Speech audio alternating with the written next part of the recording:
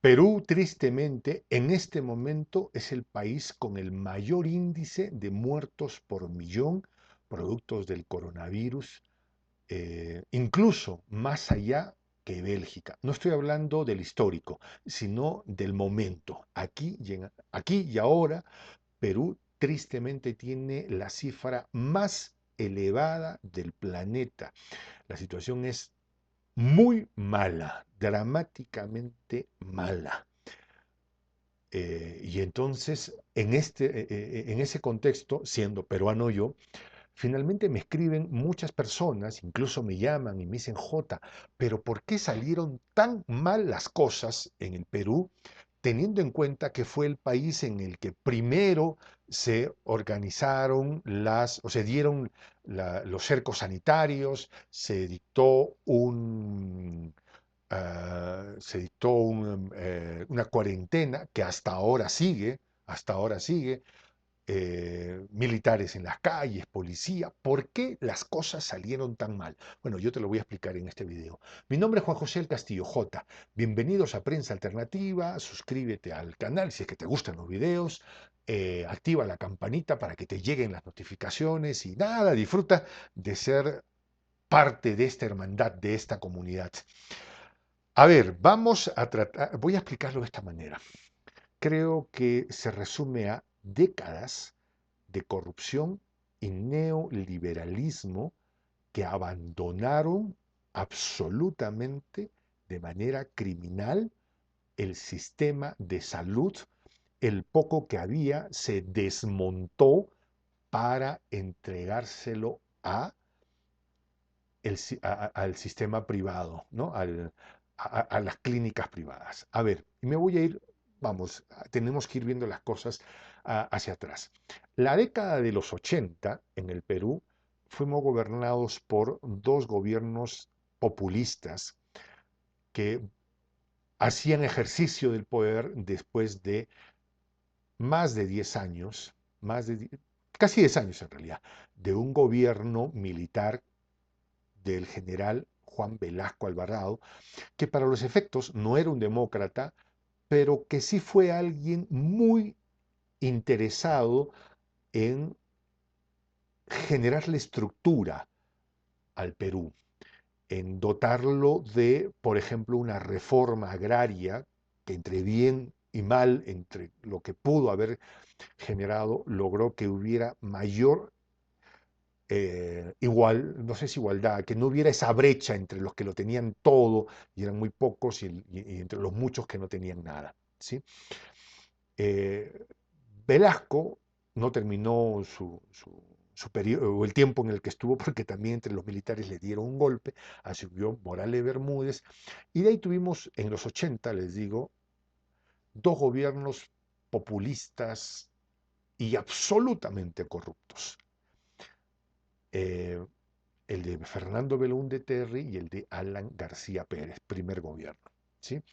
En esos años, Perú sufrió el flagelo del terrorismo, específicamente de Sendero Luminoso y del movimiento revolucionario Tupac Amaru. Pero fue el primero el que, digamos, ejerció la violencia en mayor escala y con mayor brutalidad. No estoy justificando al otro movimiento, pero puedo decir que en todo caso era más reducido y no tenía la estructura del primero. Y del otro lado, una respuesta del Estado sin ningún tipo de entendimiento de la realidad. Fueron fueron a enviar militares. La respuesta a Belaúnde, de este genocida que fue el expresidente Belaúnde, porque eso es lo que fue enviar a las Fuerzas Armadas y a entender que todo indígena, todo serrano, como es la gente que vive en la sierra, era un terrorista. Y los trataron como tal, y las cifras son de 60.000 personas que murieron en el Perú. Bueno, este escenario de los 80 trae un impacto muy grande en la historia del Perú y llega y además un resentimiento hacia los partidos políticos, la gente harta de los partidos políticos, y aparece un japonesito que se hacía llamar el chino. Entre chino y japonés hay una diferencia, Alberto Fujimori.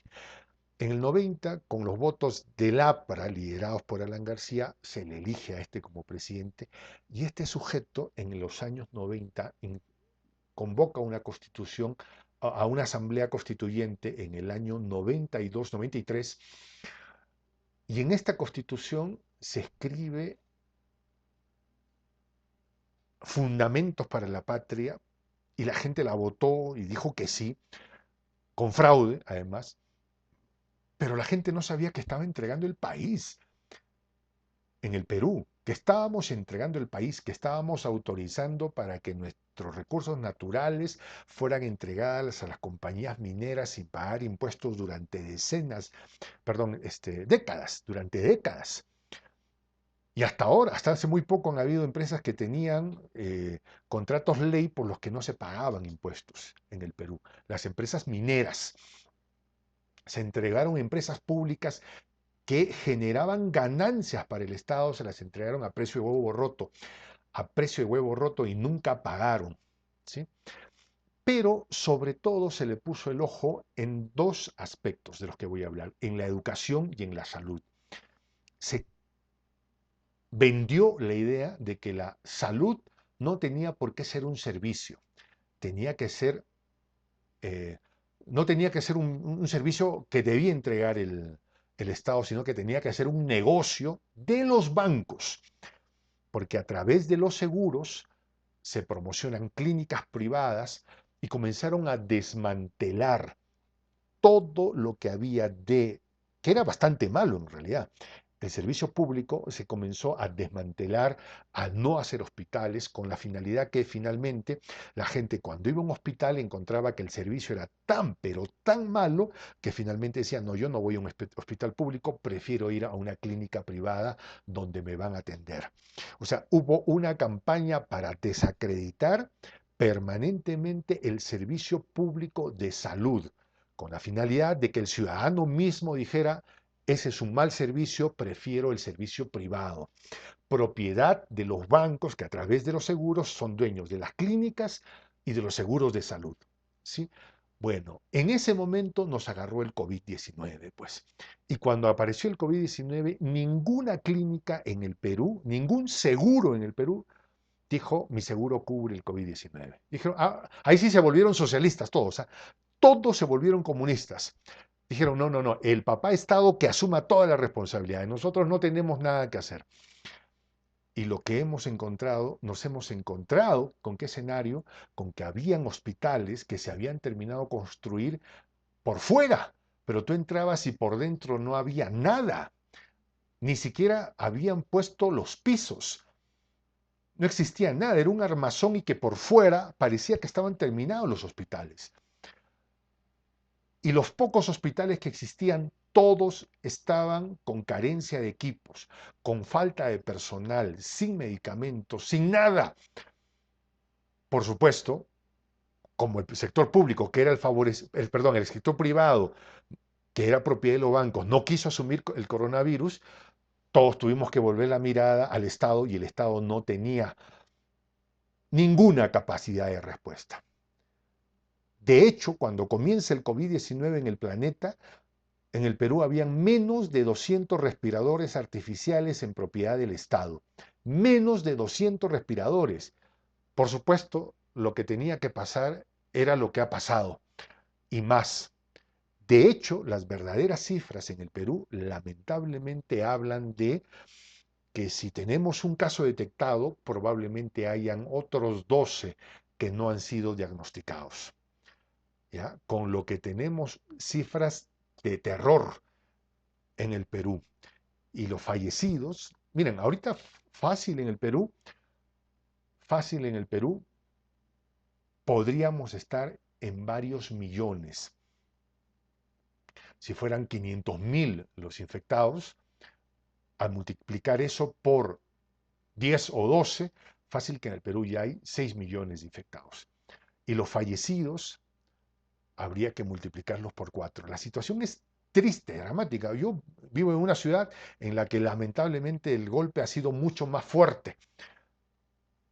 ¿ya? Al punto que acá se sale con mascarilla, mascarilla, con protector facial y todo. Pero aquí las responsables han sido estos malvados sinvergüenzas que han entregado el servicio de salud a los privados para que sean sus negocios desmontando el sistema público. ¿Quién ha sido el gran arquitecto de esta malvada estrategia?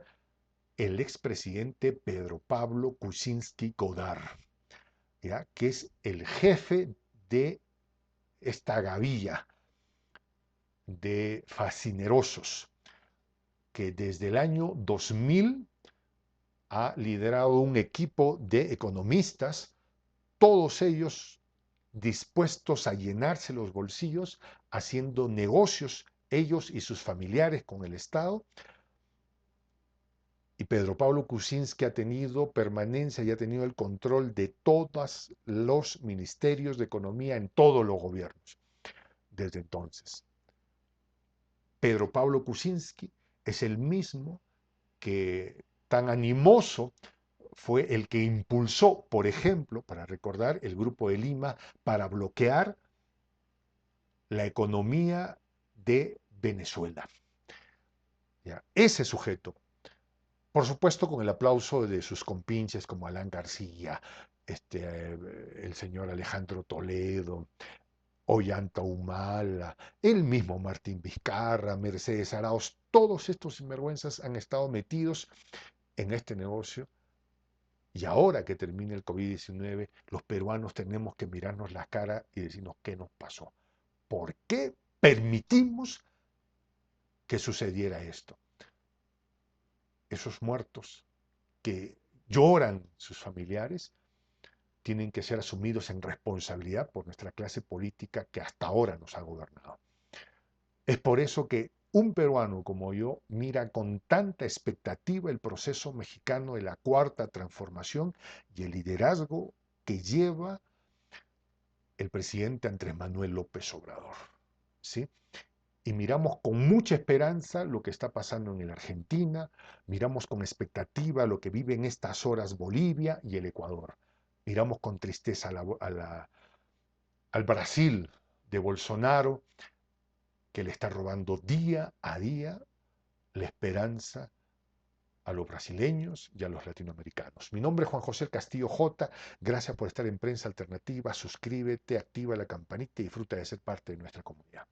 Tupananchis Cámara. Hasta volver a vernos. Esto en el idioma de los incas, en el quechua milenario.